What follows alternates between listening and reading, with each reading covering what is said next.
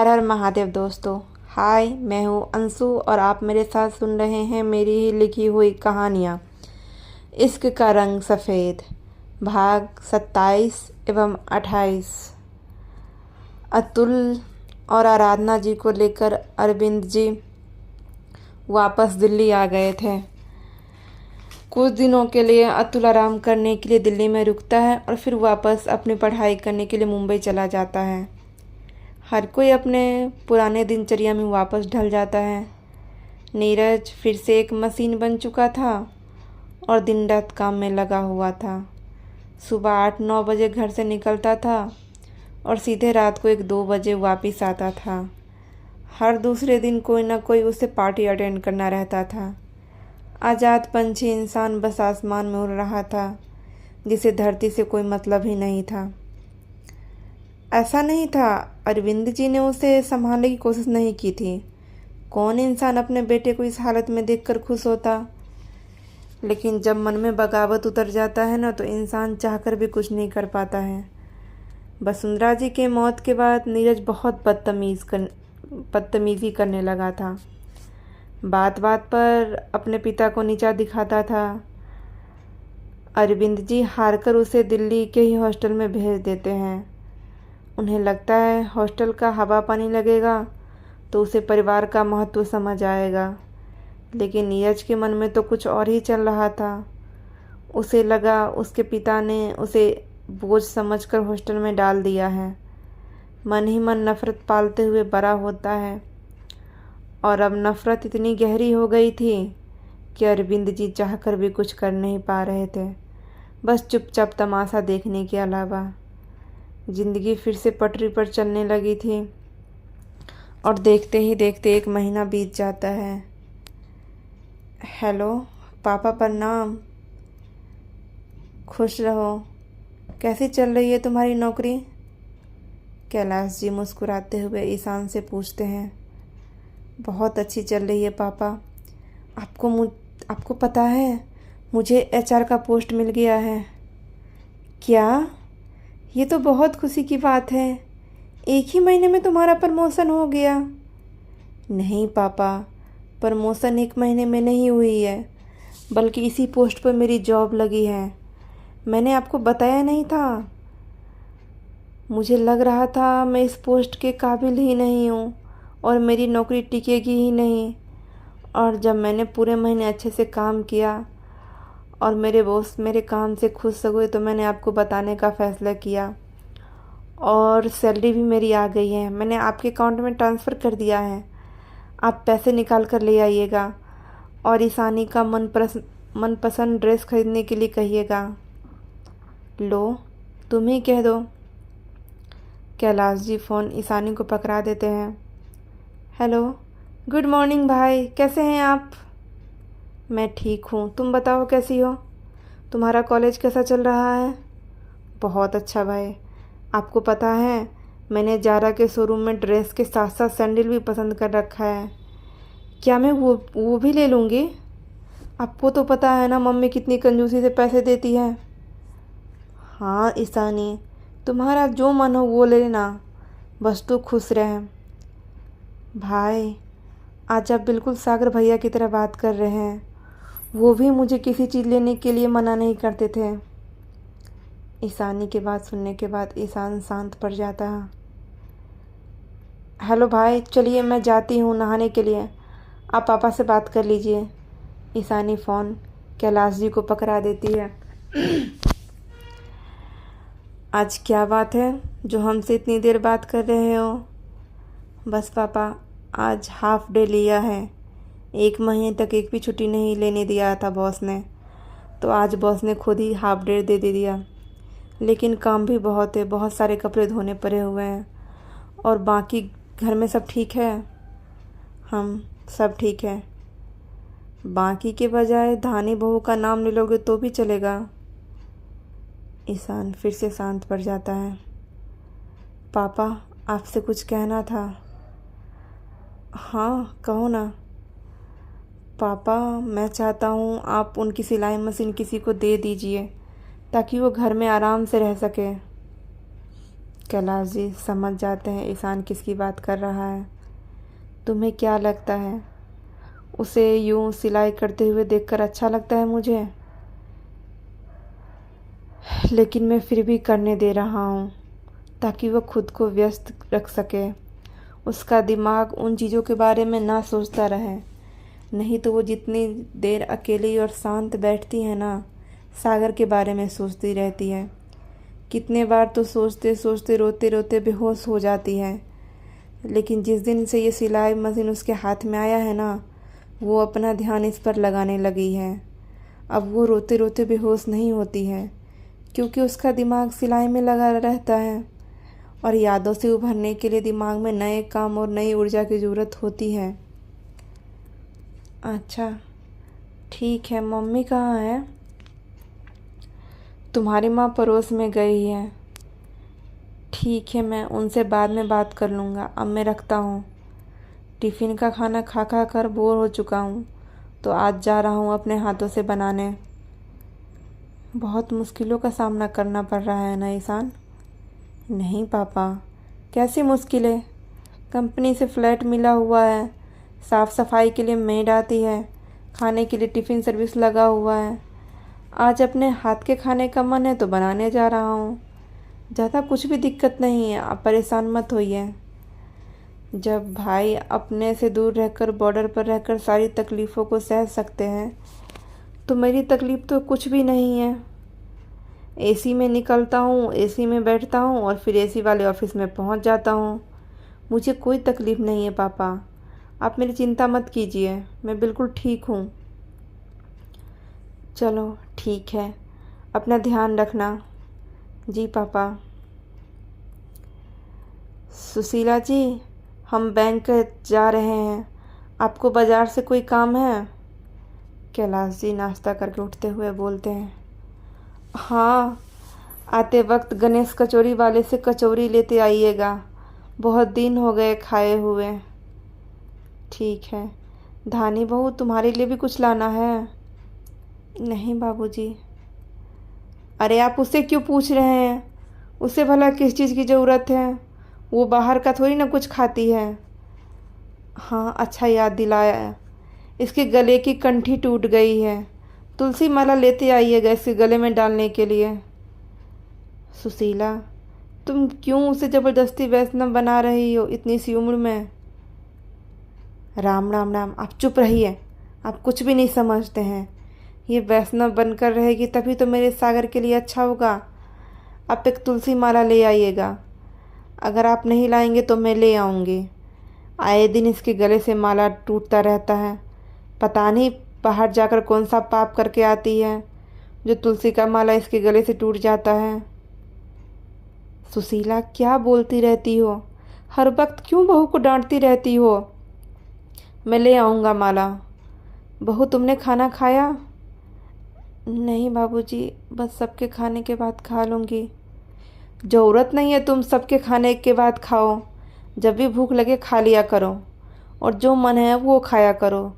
ज़रूरी नहीं है इसकी हर बातों को मानना। जी बाबूजी। चलो अब मैं निकलता हूँ। कैलाश जी घर के बाहर चले जाते हैं। चलो अब हमें भी खाना दे दो। हाँ भाभी, जल्दी से ले आइए, आज मुझे भी कॉलेज के बाद शॉपिंग जाना है। इसका जीन्स टॉप पहनकर बालों को झाड़ते हुए बाहर आती है। हम अभी लाते हैं, जाओ जल्दी से लेकर आओ, नहीं तो मेरी बेटी का कॉलेज छूट जाएगा। तुम्हारी तरह वो घर में बैठी नहीं रहती है, जाओ जल्दी लेकर आओ। धानी तेजी से किचन में चली जाती है और सबका खाना का प्लेट लिए हुए बाहर आ जाती है। सबके आगे खाने का प्लेट रख देती है। सुशीला जी और ईशानी दोनों खाना का निवाला बनाते हुए अपने मुंह में रखती हैं। दाल खाकर सुशीला जी का मुंह कड़वा हो जाता है। ये क्या है? इसमें नमक कहाँ है? ये कोई खाना है? सुशीला जी दाल का कटोरा धानी के ऊपर फेंकते हुए बोलती हैं। गरम दाल उसके सीने से होते हुए पेट, कमर, पैर सबको जला देती है। धानी दर्द से अपनी आंखें बंद कर लेती है। कुछ पल बाद उस आंख खोलकर दाल को, कटोरी को देखती है, तब उसे समझ आता है कि दाल फीकी क्यों है। हड़बड़ी में वो अपनी दाल की कटोरी सुशीला जी की दाल की कटोरी समझकर परोस देती है, जिसका परिणाम उसे जलकर भुगतना पड़ रहा था। जो इंसान एक निवाला फीके खाने का नहीं खा सकता है, वो दूसरे को खाने पर कैसे मजबूर कर सकता है। इंसान को बुरे कर्म भी उतने ही करनी चाहिए जितना कि सज़ा भुगतने लायक हो। मम्मी, ये क्या किया आपने? ईशानी छटपटाते हुए बोलती है। गरम दाल के छींटे उड़कर ईशानी के हाथों पर भी चले गए थे। आह बेटा, सॉरी, इस करम जली के चक्कर में तुम्हारा हाथ जल गया। सुशीला जी ईशानी का हाथ पकड़ते हुए ठंडा पानी में डाल देती है। अब खरी खरी मुंह क्या देख रही हो? जाओ जलने वाली क्रीम लेकर आओ। धानी भरे हुए आंखों को पोंछते हुए फर्स्ट एड बॉक्स लाने के लिए चली जाती है। फर्स्ट एड बॉक्स लेकर आती है। ईशानी उसमें से जलने वाली क्रीम निकालकर अपनी माँ के हाथों में पकड़ा देती है। सुशीला जी उसके हाथों में फूंक मारते हुए क्रीम लगाने लग जाती हैं। अब कैसा लग रहा है बेटा तुम्हें? ठीक लग रहा है मम्मी, लेकिन प्लीज़ इस तरह की हरकत दोबारा मत करना। मुझे अपने बॉडी से बहुत प्यार है, एक भी निशान में टॉलरेट नहीं कर सकती हूँ। माफ़ कर देना बेटा, एक काम करो, तुम आज कॉलेज मत जाओ। तुम्हारे हाथ जल गए हैं ना, मैं हल्दी चंदन का लेप बना दूँगी। जाओ धानी, लेप बना कर लाओ। नहीं मम्मी, इतने भी नहीं जले हैं, मैं चली जाऊँगी। ईशानी अपना बैग उठाते हुए खड़ी हो जाती है। फिर कुछ सोचते हुए उसके कदम रुक जाते हैं। दवाई का ट्यूब लेकर धानी के हाथों में पकड़ा देती है। आप भी लगा लीजिएगा जले हुए पर। इसे क्यों दवाई दे रही हो? सारे दवाई ख़त्म हो जाएगा। सुशीला जी धानी के हाथ से दवाई झपटते हुए बोलती है। मम्मी, अगर पापा को पता चल गया ना आपने इन्हें जलाया है तो आपके साथ साथ मुझे भी डांटेंगे। अगर ये दवाई नहीं लगाएगी तो जलने का निशान आ जाएगा और आप चाहकर भी नहीं छुपा पाएंगी, इसलिए दवाई दे दीजिए। ठीक है, लगा लो, लेकिन दोपहर का खाना अच्छा सा बनाना। जी माँ जी। ईशानी दवाई धानी को पकड़ा के चली जाती है। धानी दवाई लिए हुए अपने कमरे में चली जाती है। शीशे के सामने जाकर सीधे आंचल से पहने हुए साड़ी का आंचल हटा देती है। सफ़ेद स्किन जलने की वजह से लाल हो गई थी। कांपते हुए हाथों से ट्यूब से दवाई निकालती है और जले हुए जगहों पर लगाने लग जाती है। आंखों के सामने यादों का भंवर चलने लग जाता है। क्या हुआ धानी? सागर कमरे में आते हुए पूछता है। वो फौजी साहब, हमारा हाथ जल गया है। दिखाओ कैसे जल गया है? और तुमने बाहर क्यों नहीं बताया कि तुम्हारे हाथ जल गए हैं? और इतना सब खाना बनाने की क्या ज़रूरत थी? देखो कितने लाल हो गए हैं। चलो डॉक्टर के पास चलना है। नहीं नहीं फौजी साहब, ठीक हो जाएगा। वो आज हमारा पहला रसोई था, हम सबको बताते थे तो सब हमें खाना भी नहीं बनाने देते। तो क्या हो जाता? खाना बनाना नहीं आता तो नहीं आता है, हाथ जलते हुए बनाने की क्या ज़रूरत थी? नहीं, हमें खाना बनाना आता है। तो फिर ये हाथ कैसे जल गया? वो हमें मिट्टी वाले चूल्हे पर बनाना आता है। और यहाँ पर जब वो लीटर लेकर स्टील वाला गैस, लीटर नहीं धानी, लाइटर। हाँ हाँ वही, जब हम उससे जलाए तो हमारा हाथ रखा हुआ था और हाथ जल गया और तुमने हाथ जला लिया। अगर गैस चूल्हा समझ नहीं आ रहा है तो माँ से पूछ लेती, खुद एक्सपेरिमेंट करने की क्या ज़रूरत थी? सागर उसके कोमल हाथों पर फूंक मारता हुआ बोलता है। एक तो हमें जल गया है और आप हमें डांट रहे हैं। अच्छा, सॉरी, लाओ मैं ऑइलमेंट लगा देता हूँ। वैसे तुम क्या लगा रही थी? हल्दी का लेप, आराम पड़ेगा ना? हाँ, हल्दी आराम तो देती है, लेकिन देर से देती है। मैं दवाई लगा देता हूँ, जल्दी आराम हो जाएगा। सागर प्यार से उसके हाथों पर दवाई लगाने लग जाता है। धानी पुरानी दिन याद करके बिलख पड़ती है। और सागर की तस्वीर देखती रह जाती है। ईशानी अपना कॉलेज ख़त्म होने के बाद अपने दोस्तों के साथ शॉपिंग के लिए मॉल पहुंचती है। महीने में उसे एक दिन आज़ादी मिलती थी जब वो मन भरकर शॉपिंग करती थी, और आज तो उसे ब्रांडेड कपड़े लेने का, शॉपिंग करने का मौका मिला था। उसकी खुशी का कोई ठिकाना नहीं था। महंगे महंगे रेस्टोरेंट में खाना, ब्रांडेड कपड़े पहनना, बड़ी बड़ी गाड़ियों में घूमना, यही तो उसका सपना था और यही उसकी दुनिया थी जिसमें वो रहने की सपने देखती थी। बस पैसा, और पैसों से बढ़कर कुछ नहीं था। शरद भी गोविंद जी के प्रेशर से इस महीने से अपना ऑफिस ज्वाइन कर लिया था और अभी वह किसी क्लाइंट से मीटिंग के सिलसिले में कैफेटेरिया में बैठा हुआ था। तभी उसे ईशानी दिखाई देती है। पहले तो उसे अपनी आंखों पर विश्वास नहीं होता है, लेकिन जब उसे दोबारा दिखाई देती है तो विश्वास हो जाता है कि वो सपना नहीं देख रहा है। ईशानी इस वक्त सच में इसी मॉल में है। बस फिर क्या था, ईशानी को देखते ही वो बावरा हो गया। ऐसा लग रहा था जैसे ईशानी ने उसका दिल, मन, चैन सब चुरा लिया है। बिना सोचे समझे क्लाइंट के साथ मीटिंग ख़त्म करके ईशानी के पीछे चल पड़ता है। ईशानी एचएम के शोरूम में घुसने ही वाले थी, तभी उसे सामने शीशे में शरद दिख जाता है और वो एकाएक अपने चेहरे का भाव बदल लेती है। आरोही, मुझे तो इस शोरूम में लेकर क्यों जा रही है? आरोही पलटकर उसे हैरानी से देखने लग जाती है। ईशानी आंख दबाते हुए उसे चुप रहने के लिए बोलती है, तुझे पता है ना मैं महंगे शोरूम में नहीं जा सकती हूँ, तो क्यों हर बार तुम मेरे गरीब का मजाक बनाने के लिए यहाँ पर ले आती हो?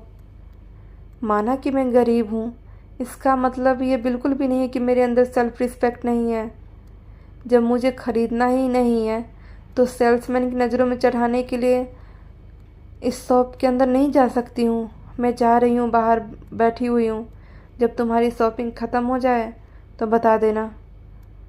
ईशानी अपना बिना निकले हुए आंसू को पोंछते हुए बाहर की तरफ चल देती है और शरद उसके बिना बहते हुए आंसू को भी आंसू समझकर दुखी हो जाता है और उसके पीछे चल देता है।